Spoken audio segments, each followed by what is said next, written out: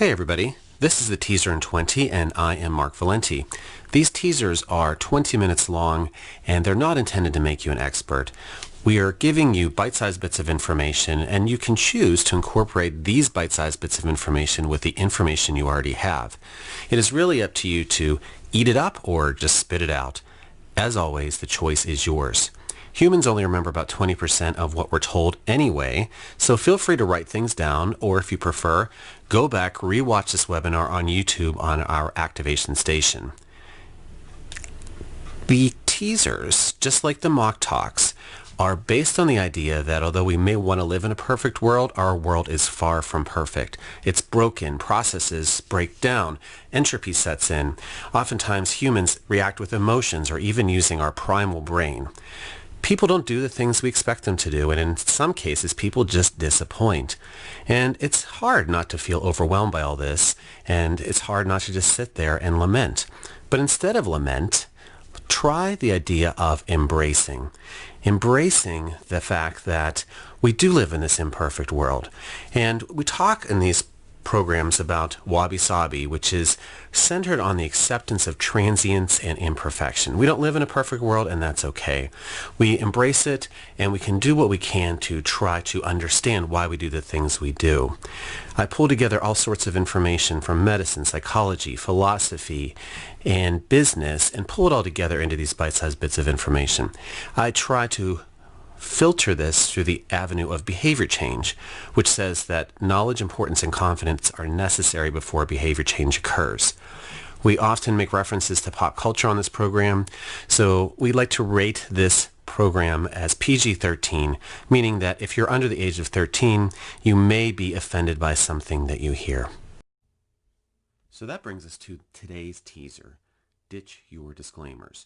We're going to talk about disclaimers, minimizing language, try to understand what does it communicate about you when you use disclaimers and minimizing language. And then, what can you do to ditch your disclaimers? So let's start with the email that I sent out to invite you to this meeting.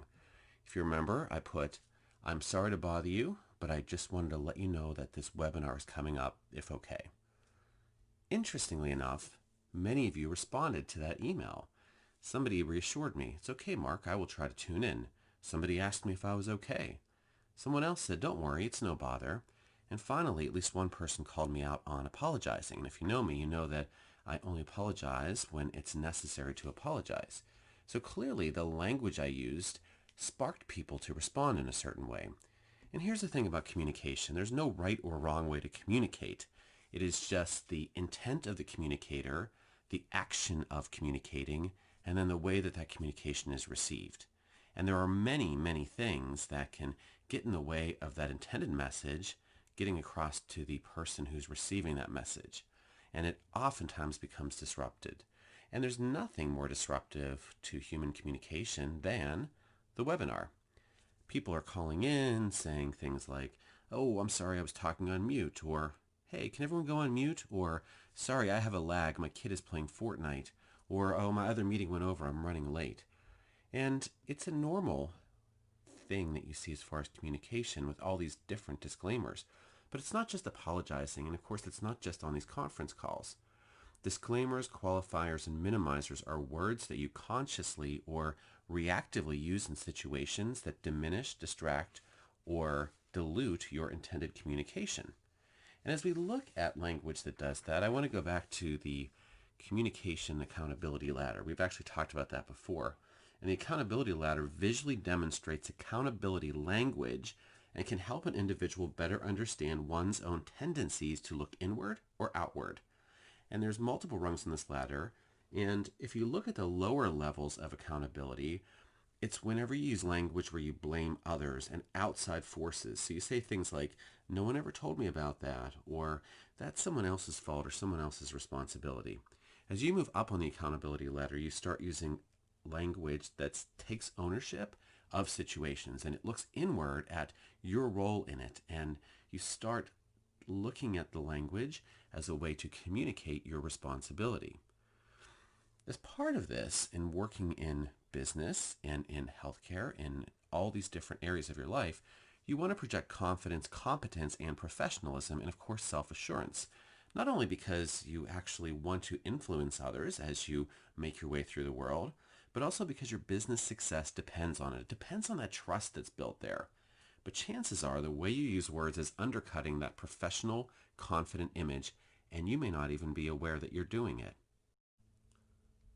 Now, as we talk about disclaimers, I want to focus on one type of language, and it's called minimizing language. And it's best described by Wendy Kaplan, who wrote Your Next Bold Move for Women, 9 Proven Steps to Everything You Ever Wanted.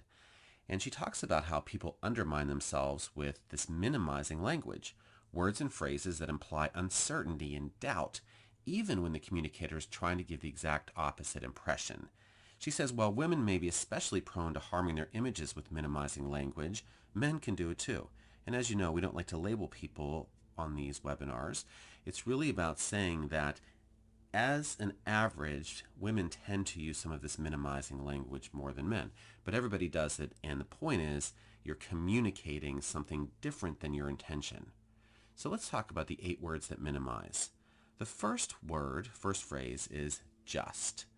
Just is words like I'd just like to follow up, I just want to mention, I just want to tell you. Just dilutes the impact of each of these statements. So she talks about 2 specific statements. One is, I just want to mention that I have the right experience for this job versus I have the right experience for this job. Which one sounds more powerful? To whom would you give the job? It really says the word just dilutes your confidence. The second phrase that minimizes is a little bit. She says that it actually is worse sometimes than just because it minimizes your statement. So if you say, I'm a little bit concerned that we won't reach those projections. If you really were concerned, then say that. Saying a little bit really minimizes your confident statement. The third word or phrase that minimizes is I feel. Now I know you're thinking, Mark, I thought we're supposed to use I feel statements to talk about our feelings. And yes, you are supposed to use them to talk about feelings. She says that it's often used incorrectly to indicate a thought or a matter of judgment rather than a feeling. But it's even worse that says that you're an emotional person who's subject to moods. So instead of saying, I feel that this Excel spreadsheet may not actually meet our needs, say, I think or I believe that this won't meet our needs, especially when you're speaking about your opinion you've reached or judgment you've made. Now, if you're really expressing a feeling, she says be more direct and say, I am. Say, I'm excited about this project instead of, I'm feeling excited about this project. Again, all of the language is intended to communicate what is going on in your mind and what you want to get across to the other person. The fourth word, or words that minimize, is I'm sorry. We're going to delve a little further into this, and as you know, I teach a class on the most effective ways to apologize. But she says that apologies are overused and it minimizes everything that we're trying to do. Doesn't mean you shouldn't apologize. It's just okay to apologize if you follow the 6 steps of an effective apology. But again, what happens is people apologize. I'm going to go further into that. The 5th phrase or words that minimize is I don't know. And again, you're thinking, Mark, I thought you're supposed to say when you don't know. You absolutely should say when you don't know. Don't ever pretend to know the answer when you don't. But if you don't know something, make sure you don't end with that. So if you say, Mark, is it okay to get your hair cut in green level in Pennsylvania? If I say, I don't know, and leave it at that, then that communicates that I may not have the confidence. But if I say, I don't know, let's look it up online to see what it says on the Department of Health site, that means I'm admitting I don't know, but I'm also communicating let's work together to come up with a solution. The 6th word or phrase that minimizes is the I'll try. And of course, Yoda said it best, do or do not, there is no try. Kaplan says when people say they'll try, it's not a commitment. You can't actually know what that means. It's minimizing your power. And if you're not sure you can do something, then be as specific as possible about what you will or will not do. Not, I'll try to go out this evening, but I want to go to the dinner this evening, but I'm not really sure if I can get through the work that I need to get done for tomorrow. So again, be specific. The 7th word or phrase that minimizes is questions. And again, Mark, I thought you were the king of questions. Well, I am. But if you turn everything into a question, it makes your statements sound like questions, and that rising inflection that you use toward the end, not only could it risk annoying people around you, but it's also super minimizing phrasing that makes you appear weak. It sounds like you're asking permission for everything you have to say. Just go ahead and talk. The final phrase that minimizes is the question, do you think I'm ready? Oftentimes when people are struggling with confidence and they're offered a new project, they stop and ask, do you think I'm ready for this? Well, clearly people think you're ready. That's why they gave it to you. But asking this question definitely minimizes your confidence. There's a couple other words and phrases that I want to mention that also decrease the communication of confidence. Hope. If you use the word hope, like I hope that readmissions go down, or I hope that patients respond to this, or I hope that our team is able to follow this, it communicates a low level of accountability because you're looking to the outside and chance to work out as opposed to something you can actively do. So hope is a disclaimer language that says, I'm not in control. Also, there's qualifying language when you say things like, I'm no expert in this, but, or I know you all have been researching this for a long time, but it undermines your position before you've even talked about your position.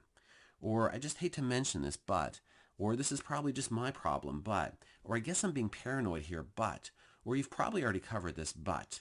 So when you say those things, it diminishes the impact of whatever it is you're going to share. Using the word actually, when you say, I actually disagree, or I actually have a question, actually makes us sound surprised that we disagree or have a question. Finally, a big phrase that people use, although well-intended, is when people talk about something and say, does that make sense? Or am I making sense? Not only does it sound a bit annoying if you do it all the time, it actually is condescending, or it assumes that you've done such a poor job of explaining that you actually have to check in with the other person after everything you say. In the book Playing Big by Tara Moore, she talks more about how people, specifically women, use this type of language as a way to diminish what they're saying. She also talks extensively about apologizing and how that diminishes the communication of confidence. So I want to talk a little bit more about this. There's an article, The 6 Types of Apology, by Gerald Schoenwolf, PhD, who's a licensed psychoanalyst in New York, and he talks about the 6 reasons why people apologize. Again, separate class on how to apologize effectively, and the reason why I'm talking, though, about these 6 types is it may give you more insight into the reasons why we apologize. The first reason, the first kind of apology is apologizing to appease. All right, I apologize. You're really sorry. I'm really, really sorry. I apologize unreservedly. You take it back. I do. I offer a complete and utter retraction. The imputation was totally without basis in fact and was in no way fair comment and was motivated purely by malice. And I deeply regret any distress that my comments may have caused you or your family. And I hereby undertake not to repeat any such slander at any time in the future. Now, as you see from that clip from A Fish Called Wanda, excellent movie, the character who's being hung upside down is apologizing because he's trying to appease the person holding him out the window, and he wants to avoid falling on his head. But it happens a lot. Somebody goes out, a teenager goes out past curfew, comes home, and his mother's angry, so he's apologizing just to appease. The second kind of apology is apologizing on demand. And you see this a lot in the public circle, whether it's a celebrity or a politician. They've done something or said something offensive, and there seems to be an outcry for that celebrity or public official to apologize. So they're just doing it based on the demand of everyone. The third kind of apology is apologizing without apologizing. Open the pod bay doors, Hal. I'm sorry, Dave. I'm afraid I can't do that. What's the problem? I think you know what the problem is just as well as I do. What are you talking about, Hal? This mission is too important for me to allow you to jeopardize it. So as we see, it's possible to apologize without really apologizing. Do you really think that Hal, the computer in that scenario from 2001: A Space Odyssey, is really caring about the astronauts? It's a way of apologizing that is meant to look like an apology, and it seems to be done out of duty. And this happens when people say, I'm sorry if I hurt you. And the key word, of course, is if. Or, I don't think I really did anything to hurt you, but if you think I hurt you, then I will definitely apologize. This is the minimum kind of apology you can make. It's an apology in words, but it doesn't follow the actual steps of an apology. The fourth kind of apology is apologizing from guilt. And the example that's given in the article is a teenage girl whose room is messy and the mother keeps saying, clean your room. And the girl says, yes, I'll do it. And it goes on like this for months until the mother walks in the room, falls, breaks her leg. And the girl is upset and guilty, and she feels that guilt. And she says, I'm really sorry, Mom. And it's not really about empathy. It's about taking care of your own feelings of guilt. The fifth kind of apology is apologizing to be polite. And this happens so much in our society. It's people just apologizing for being human, for bumping into somebody, for coughing in the elevator and saying sorry. It comes up sorry, sorry, sorry all the time. And what it does is it communicates low confidence and lowers the communication of confidence that the person is trying to exude. The sixth kind of apology is apologizing from love. And again, this is another intent there is to show love. But if it's really just to show love as opposed to actually apologizing, then it's less than effective. So again, she goes into these different types of apologies in the book, and there are different steps of an effective apology, which I cover in a different course, but there's a document for that which I can communicate to you. So Tara Moore talks a bit about apologies, and she also talks about how society sometimes views confident people, particularly women, as cold. And in our culture, an outspoken, confident woman is probably not going to be liked by everyone all the time. She says most women are unconsciously using these minimizing speech habits to soften our communication, trying to ensure we don't get labeled, as some women so often do, as aggressive or abrasive or as a B word in there somewhere. And at the same time, in business, we want to be mindful of how we're coming across those we want to influence, reach, and work with. So instead of using self-diminishing qualifiers or minimizing language or disclaimers just to seem nice, communicate your warmth and confidence in a proactive, positive way. And she talks a bit about ways to communicate warmth. She says warm greetings in your communication, simple positive statements that warm up the tone of communications. Things like, so looking forward to meeting with you next week and hearing your feedback, or even a light use of humor. And non-work conversation at the opening and closing of work communications. The bottom line is you can only control your actions and communication. You can't control other people's responses or if they are offended. And if you're a true leader, a positive deviant, a disruptor, you will likely have people who have an emotional reaction to you. It actually reminds me of one of my favorite quotes by Albert Hubbard.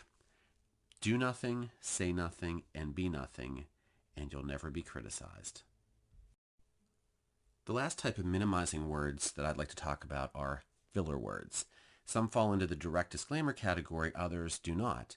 They're words like, you know, I mean, kinda. And Harvard Business Review says on average we use 2 to 3 filler words for every 100 words we speak. And it really, takes away from your communication.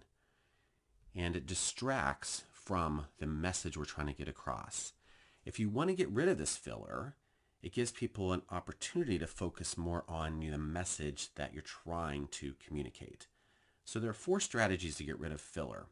The first one, as always, is awareness.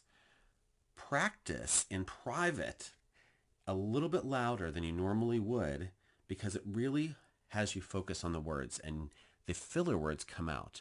Or pair up with somebody and use the clap method. Have them listen to you every time you use a filler word, clap. Whenever they clap, it really draws your attention to your filler words. If you feel like you are not comfortable with that, then you can always record yourself and go back and listen. Again, filler words are an unconscious way to cover anxiety, and an awareness of them is the best place to start. The second strategy to get rid of filler is feeling comfortable with silence. If you are silent, it will sound like sometimes to us that we don't know what we're talking about, but in reality it gives the listeners a chance to process what you said. Training yourself to be comfortable is a way to give them a breath and you a breath as well. The third strategy is literally saying period or pause at the end of a sentence. And when you say it out loud, then it gives you a chance to focus on it. So, my name is Mark Valenti and I'm a positive deviant, period. I'm a huge fan of Wabi Sabi, period. Do this over and over again, and then over time replace the period with nothing. The fourth strategy to get rid of filler is to breathe. Instead of saying the filler words, take a breath. It gives pause to your listeners and gives you an opportunity to breathe. This is Mark Valenti for the Teaser in 20. Thank you for joining us today and have a